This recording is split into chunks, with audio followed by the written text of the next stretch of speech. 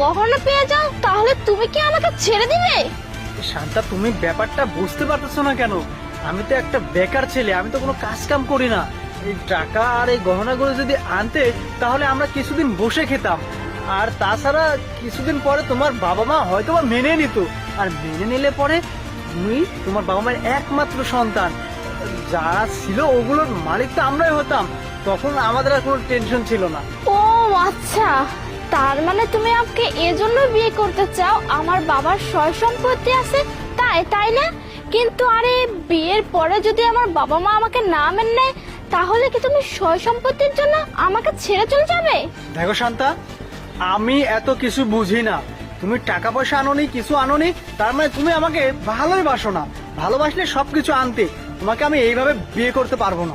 আরে তার মানে তুমি আরে আরে বোন, তুমি তো গয়না গাটি টাকা পয়সা সবই এনেছো, সব ওকে দিয়ে দাও। ধরো নাও। না না, আমি ওকে তো কিচ্ছু দিব না। ও তো আমার টাকা পয়সা গহনা এইসবকে ভালোবাসে, আমার বাবার সম্পদকে ভালোবাসে। ও তো আমাকে ভালোবাসে না। আর আমি যদি ওকে টাকা পয়সা গহনা দিয়ে দেই তাহলে ও তো আমার সাথে বেইমানি করবে, আমাকে ধোঁকা দিবে। না না শান্তা, আমি তো তোমাকে আসলে অনেক ভালোবাসি।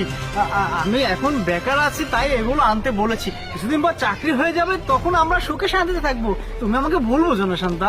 চুপ করে আরে, তুমি আর একটা কথাও বলবে না। ভাইয়া, আপনি কি করে জানলেন যে ও একটা প্রতারক? আমি কি করে জানলাম? তাহলে শুনবা? তাহলে শোনো। আরে শোন না, আমি মেয়েটাকে আজকে নিয়ে আসতেছি। ও সোনা আনতেছে, তারপরে চেন, তারপরে হাতের রুলিমালা, নগদ টাকা 2-3 লক্ষ টাকা আনতে বলেছি।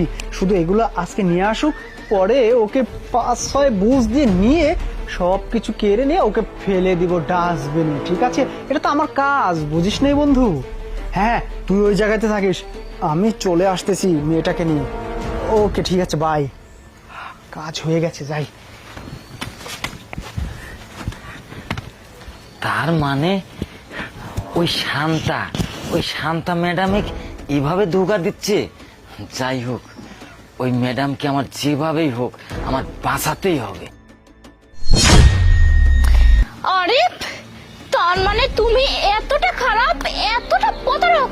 তুমি এইভাবে প্রেমের জালে মেয়েদেরকে ফাঁসিয়ে ওদের কাছ থেকে টাকা পয়সা সয় সম্পত্তি যখন পেয়ে গেছো তখন ওদেরকে ছুঁড়ে ফেলে দিয়েছো।